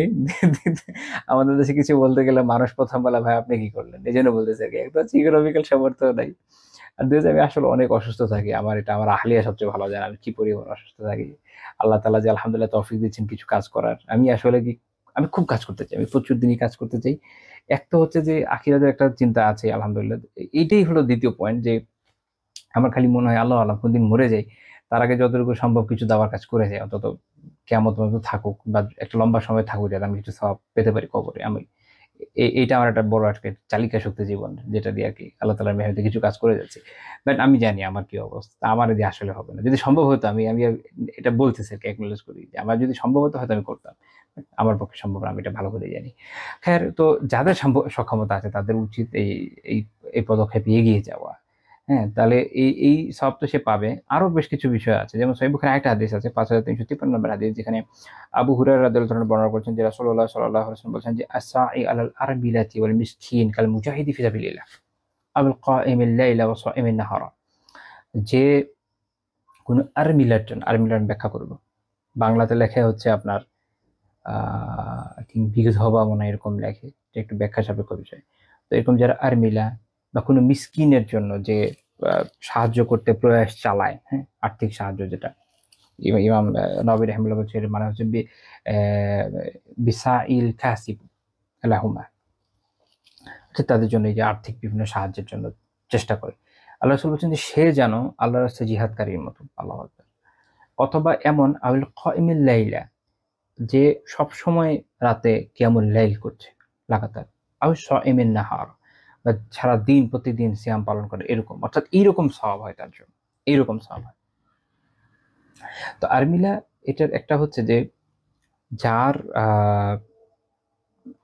যার স্বামী নাই, যার স্বামী নাই, সেটা সে বিধবা হইতে পারে, বিপদ আবার হইতে পারে, আপনার তালাক প্রাপ্ত হতে পারে, এটা সমস্যা না। অর্থাৎ স্বামী নাই, এটা হলো মূল কথা। বিষয়টা এরকম না যে শুধু বিধবা, যেটা আমি কোথাও কোথাও অনুবাদ দেখেছি, এটা সঠিক না। সে বিধবা হতে পারে, স্বামী পরিত্যক্তও হতে পারে, তালাক প্রাপ্ত হইতে পারে, সকল ক্ষেত্রেই যার স্বামী নাই, মূল কথা হচ্ছে লা জাউজা লাহা। এটা হচ্ছে ইমাম নবী রাহিমাহুল্লাহ ব্যাখ্যা করছেন, তো যার স্বামী নাই, বেসিক্যালি সে হচ্ছে আরমিলা। তো এরকম নারী যারা এটার উদ্ভব হয়েছে এরকম একটা শব্দ থেকে, ইরমাল, অর্থাৎ দারিদ্র, অভাব, এটা একটা অর্থ আসে। সেখান থেকে ইমাম ইবনে কুতায়বা রাহিমাহুল্লাহ তাআলা ব্যাখ্যা করেছেন। অর্থাৎ যার যে সম্পদ চলে গিয়েছে, অর্থাৎ স্বামী নাই, কারণ তার সম্পদও নেই, একটা অবস্থায় পড়েছে, সে হচ্ছে আরমিলা। তো এরকম নারী যারা এবং যারা মিসকিন, এদেরকে যারা এরকম সাহায্য করছে আল্লাহ তাআলার সন্তুষ্টির জন্য, তাদের এরকম সওয়াব পায়, যেন সে মুজাহিদ ফি সাবিলিল্লাহ, বা যেন সে সারা রাত কিয়ামকারী, যেন সে সারাদিন সিয়ামকারী। সুবহানাল্লাহ। সওয়াব কত? সহিহ বুখারী ৫৩৫৩ নম্বর হাদিস। অর্থাৎ আমরা তো সবাই আসলে জিহাদে যেতে পারি না, বা এইভাবে আমাদের পক্ষে কিয়ামুল লাইল করা বা সিয়াম পালন করা সম্ভব না, কিন্তু এই সওয়াব কিন্তু আমাদের পক্ষে অর্জন করা সম্ভব। যাদেরকে আল্লাহ তাআলা তৌফিক দিয়েছেন, সবাইকে তো আর দিবেন না, কিন্তু যাদেরকে দিয়েছেন তাদের পক্ষে, যাদের এই সাআত আছে, যে যার এই প্রশস্ততা আছে এই রিজিকের ক্ষেত্রে, তার পক্ষে সম্ভব। এখানে আরেকটা বিষয় হচ্ছে যে এটা সবসময় জরুরি না যে বিয়ে করেই ঘুরতে হবে, সবসময় জরুরি না বিয়ে করে করতে হবে। অনেকের আবার এরকম মনে হয় যে আরে আমি তো বিয়ে করতে পারলাম না, তো হেল্প করতে পারলাম না। বিষয়টা এরকম না যে আপনাকে বিয়েই করতে হবে। যে কোনো সময় আপনি যখন এরকম ব্যক্তিদের সাহায্য করছেন, ইনশাআল্লাহ এই হাদিসের নিয়ত করে ইনশাআল্লাহ আপনি সওয়াব পেয়ে যাবেন। তো এখানে এটা শর্ত করা হয় যে বিয়ে করতে হবে। আমি এটা বলছি যে বিয়ে এমন একটা ফর্ম যেটাতে আসলে সাহায্য অনেক বেশি করা যায়। খুব স্বাভাবিক। একজন দুজন ইয়াতীমকে কেউ যদি তাদের তত্ত্বাবধানে নিয়ে নেয় কোনো এক ইয়াতীমকে, তো সে যেভাবে আসলে পালতে পারবে সেটা তো আসলে এটা ছাড়া একটু টাফ হয়ে যায় অনেক ক্ষেত্রে। বাট আল্লাহ তাআলা যাদেরকে অনেক সামর্থ্য দিয়েছেন তারা করতে পারে। মনে করেন যে কোনো একটা বাচ্চাকে এরকম কোনো একটা মাদ্রাসা বা বোর্ডিং স্কুল বা যেকোনো জায়গায় দিল, এবং সে তার জন্য পড়াশোনার জন্য, তার চলাফেরার জন্য যা যা লাগে এরকম সম্পদের ব্যবস্থা করে দিল। তো এটা একটা ফর্ম হতে পারে, বা এরকম নারীদের জন্য করতে পারে, বা অনেক সময় অনেকে ইনস্টিটিউশন তৈরি করে, অনেকে অনেক সময় এই ধরনের প্রতিষ্ঠান তৈরি করে যেখানে এই ধরনের নারীদের সাহায্য করে। এগুলো সবগুলো ক্ষেত্রে যদি নেক নিয়তে এই হাদিসগুলোর উপর আমলের জন্য করা হয়, ইনশাআল্লাহ তাআলা সওয়াব সে পাবে। অর্থাৎ বিষয়টা একটা দুইটা ফর্মের মধ্যে সীমাবদ্ধ নয়, আগে এটা বুঝতে হবে। সেটা আপনি ইনস্টিটিউশন বানাতে পারেন, ইন্ডিভিজুয়ালি অমুক তমুককে সাহায্য করতে পারেন। বিভিন্ন সময় অনেক মানুষের সাহায্যের কথা আসে, তখন যদি সাহায্য করেন সেটা তো ইনশাআল্লাহ সওয়াব পাবেন। অর্থাৎ আপনি ৩৬৫ দিন করতে পারছেন না, কিন্তু একদিন করতে পারছেন, ওইটাই করেন, তাতেও ফায়দা আছে। সামগ্রিকভাবে আমরা যদি এই বিষয়গুলোকে মাথায় রেখে সাহায্য করি, তাহলে আমাদের পক্ষে সমাজে একটা বিশাল অংশের মানুষকে সাহায্য করা যেমন সম্ভব হবে, তেমনি অনেকগুলো মানুষ যারা এই বিষয়গুলোতে খুব মুসিবতের উপর আছে, তারা ইনশাআল্লাহ তাআলা সাহায্য পাবে। এবং রাসূলুল্লাহ সাল্লাল্লাহু আলাইহি ওয়াসাল্লামের জীবন থেকে আমরা এর শিক্ষাটা পাই। এবং বিয়ের কথা যেটা বলছিলাম, এটারও একটা কারণ আছে যে আল্লাহ রাসূল সাল্লাল্লাহু আলাইহি ওয়াসাল্লাম নিজে এরকম কিন্তু করেছেন। আপনি খেয়াল করে দেখেন যে উম্মু সালামা রাদিয়াল্লাহু তাআলা আনহা তিনি যখন বিয়ে করেছেন, যেহেতু আবু সালামা রাদিয়াল্লাহু তাআলা আনহু মারা গিয়েছিলেন, এবং উম্মু সালামা রাদিয়াল্লাহু তাআলা আনহু তখন একটা এরকম একটা পরিবেশে পড়েছেন। ওনার হিজরতের গল্প আপনারা পড়তে পারেন। অনেক কষ্ট করে হিজরত করে এসেছেন। মদিনাতে ওনারা সহায় সম্বলহীন, কেউ নাই। আল্লাহ রাসূল তাদের সবচেয়ে বড় অভিভাবক। তো স্বাভাবিক যে তাকে বিয়ে করাই হচ্ছে তাকে সবচেয়ে বেশি হেল্প করা যায়। তো আল্লাহ রাসূল তাই করেছেন। রাসূলুল্লাহ সাল্লাল্লাহু আলাইহি ওয়াসাল্লাম এটা সবসময় খেয়াল রাখতেন যে কাকে কিভাবে সাহায্য করলে সবচেয়ে ভালো হয়। সবাইকে তো আর বিয়ে করেননি। কাউকে এরকম বিয়ে করেছেন, কাউকে অন্যান্যভাবে সাহায্য করেছেন। তো আমরা তার জীবন থেকে আদর্শটা পাই যে বিপদগ্রস্ত ব্যক্তিকে, যারা এই ধরনের ব্যক্তি, ইয়াতীম, বিধবা, তাদের সাহায্য করাটা কত জরুরি এবং তার বেনিফিট কত বেশি। ওইটা ওই যে শুধু রমজান মাসে যাকাত আদায়ের মধ্যে সীমাবদ্ধ না। অনেকে মনে করে যে রমজান মাসে আমার কিছু যাকাত আসবে, সেটা দিয়ে দেব। তাই এখন শুধু ইয়াতীম হওয়া তো আর যাকাতের জন্য যোগ্য হওয়ার মানে উপযুক্ত বিষয় না। তার দরিদ্র হওয়া লাগে। আবার ওইটাও তার হাতে ঠিকমতো পৌঁছাচ্ছে নাকি যার হাতে দিচ্ছেন সে মেরে দিচ্ছে, এটার অনেক বিষয়-টিষয় থাকে। বরং এই ধরনের ব্যক্তি, বাচ্চাদের যারা আছে বা নারী যারা আছে, তাদের ক্ষেত্রে সারা বছরই তাদের সাহায্যের জন্য কিছু করা যায় কিনা এটা আমাদেরকে দেখতে হবে, যার পক্ষে যতটুকু সম্ভব। খুঁজলে দেখবেন যে আশেপাশে পরিচিত কেউ না কেউ এরকম থাকেই। তো সাহায্য করেন, ইনশাআল্লাহ তাআলা এরকম সওয়াব এর ভাগীদার আপনারা হয়ে যাবেন। আল্লাহ তাআলা আমাদের তৌফিক দান। ১৮ নম্বর পয়েন্ট হচ্ছে কষ্ট লাঘব করতে তিনি বিপদগ্রস্তকে আর্থিক সাহায্য করেছেন। কষ্ট লাঘব করতে আর্থিক সাহায্য করেছেন। ইমাম বুখারী আমল উল্লেখ করেছেন, সহিহ বুখারী 4334 নম্বর হাদিস, যে রাসূলুল্লাহ সাল্লাল্লাহু আলাইহি ওয়াসাল্লামের ব্যাপারে আনাস রাদিয়াল্লাহু আনহু বলেন যে আল্লাহ রাসূল একবার আনসারীদেরকে একত্রিত করলেন। এটা কোন ঘটনা? এটা হচ্ছে ওই যে হুনাইনের যুদ্ধের পরে, হুনাইনের জিহাদের পরে, যখন আনসারীদের কারো কারো মনে একটু কষ্ট ছিল যে ওনাদেরকে আসলেভাবে আর্থিক সাহায্য ইয়েটা দেওয়া হয়নি, প্রণোদনাটা দেওয়া হয়নি। তো নতুন যারা ইসলামে এসে কুরাইশদের বড় অংশ, তাদেরকে দেওয়া হচ্ছে। তো তিনি বলেন ইন্না কুরাইশান হাদিসু আহাদিম বিল জাহিলিয়া, যে ইন্না কুরাইশান হাদিসু আহাদিম বিজাহিলিয়া ওয়া মুসিবা। কুরাইশ যারা, এরা হচ্ছে জাহেলিয়াত থেকে মাত্র ইসলামে আসছে, একদম নতুন, দিনটা এখনো স্ট্রং হয়নি, এবং তারা একটা মুসিবত থেকে উঠে আসছে, কারণ তারা তাদের দেশ হারিয়েছে, এবং মক্কা বিজয়ের সময় আপনারা জানেন যে অনেকে নিহত হয়েছে কুরাইশদের বাধা দিতে গিয়ে, সংখ্যায় কম কিন্তু হয়েছে। এবং তারা একরকম বন্দী ছিল, রাসূলুল্লাহ সাল্লাল্লাহু আলাইহি ওয়াসাল্লাম তাদেরকে মুক্ত করে দিয়েছেন। সাধারণ যুদ্ধের নীতি অনুযায়ী শক্তি প্রয়োগের মাধ্যমে যখন কোনো জায়গা বিজয় হয়, তখন এখানে সবাই দাস হিসাবে গণ্য হয়, যারা যুদ্ধের মাধ্যমে যখন বিজয় হচ্ছে ওইখানকার যারা যুদ্ধক্ষম ব্যক্তি, তারা আল্লাহ রাসূল সবাইকে মুক্ত করে দিয়েছিলেন। তো তাদের উপর এরকম একটা মুসিবত গেছে, তো স্বাভাবিক তারা মানসিকভাবে ভেঙে পড়ে আছে একরকম, স্বাভাবিক। এবং এই কারণে আমরা জানি যে হুনাইনের জিহাদের প্রথম ধাক্কাটা যখন আসে কুফারদের তরফ থেকে, মুশরিকদের তরফ থেকে, তখন এই যে সামনের যারা এনারা ছিলেন নতুন মুসলিম যারা, তারা সব স্ক্যাটার্ড হয়ে গেছেন। আবু সুফিয়ান রাদিয়াল্লাহু তাআলা ব্যতিক্রম, এরকম দু একজন ব্যতিক্রম ছাড়া ম্যাক্সিমাম পালিয়ে গেছিলেন ভয়। দিনের উপর দৃঢ় হয়নি এখন, আর মানসিকভাবে লো মোরাল, তখন তাদের মোরাল, সেনাবাহিনীর মোরাল থাকা খুব জরুরি, নয়তো আপনি যুদ্ধ করতে পারবেন না। তো তাদের ওটা এরকম ছিল। আল্লাহ রাসূল বলেন যে আমি এটা চেয়েছি, ওয়া ইন্নী আরাদতু আন আজবুরাহুম, যে আমি তাদের যে সান্ত্বনা দিতে চেয়েছি, অর্থাৎ আল্লাহ ফাহুম, যে তাদের সান্ত্বনা দিতে, তাদের মনোকষ্টকে লাঘব করতে, এটা আমি চেয়েছি। অর্থাৎ তাদের মানসিক কষ্টটা যেন দূর হয়, তারা যেন দিনের উপর দৃঢ় থাকে, এগুলো করতে তিনি বিপদগ্রস্তকে কি করেছেন? আর্থিক সাহায্য জানাচ্ছেন। এর এমন একটা বিপদ থেকে এসছে, হিসাবে ইসলামে আসাটা আসলে অনেক বড় নিয়ামত বিপদের তুলনায়। মানে বিপদ কি, যে তারা তাদের স্বাধীনতা এক হিসাবে হারিয়েছে, যে মুসলিমরা জয় করে নিয়েছে। বিপদ এই দিক থেকে যে তাদের যে বংশীয় যে একটা রাজত্ব ছিল, এটা দূর হয়ে গেছে। বিপদ এই দিক থেকে যে অবস্থায় তারা ছিল সেখানে আর থাকতে পারেনি। কিন্তু তার নিয়ামত অনেক বড়। নিয়ামত কি? তারা ইসলাম পেয়েছে, ইসলামে প্রবেশ করতে পেরেছে, দিনের উপর থাকতে পেরেছে, আল্লাহ রাসূলের সাহচর্য পেয়েছে, সাহাবী হতে পেরেছে, অনেক বড় নিয়ামত। কিন্তু ওই যে একটা কষ্টটা, সেটা মনের মধ্যে থাকে, যেটা তাদের মোরালকে অনেক লো করে দিয়েছে, যে কারণে হুনাইনের যুদ্ধের প্রথম ধাক্কাতেই তারা পালিয়ে গিয়েছিল। ওইটাকে আল্লাহ রাসূল দূর করতে চেয়েছেন, তাদেরকে সাহায্য করতে চেয়েছেন। তো এরকম জায়গায় যদি সাহায্য করা যায়, তাহলে অন্যান্য জায়গায় যারা কষ্টে আছে তাদেরকে সাহায্য করা যায় না? আরো বেশি করা যায়। তো তাহলে আমরা এখান থেকে বললাম যে বিপদগ্রস্ত যারা থাকে তাদেরকে যদি আর্থিক সাহায্য করা যায়, এটা অনেক উত্তম একটা কাজ, এবং রাসূলুল্লাহ সাল্লাল্লাহু আলাইহি ওয়াসাল্লামের সিরাতে আমরা এর উদাহরণ পাই, এবং আল্লাহ রাসূলের জীবনের প্রয়োগ আমরা দেখি। আজকে যে এই পর্যন্ত আলোচনা থাকলো, আল্লাহ তাআলা তৌফিক দান করুন, যেখান থেকে যে উত্তম আলোচনাগুলো আছে সেগুলোর উপর যেন আমরা আমল করতে পারি। পুত্রটি আছে, আল্লাহ তাআলা ক্ষমা করে দেন, আমিন। সুবহানাকাল্লাহুম্মা বিহামদিকা লা ইলাহা ইল্লা আনতা আস্তাগফিরুকা ওয়া আতুবু ইলাইক।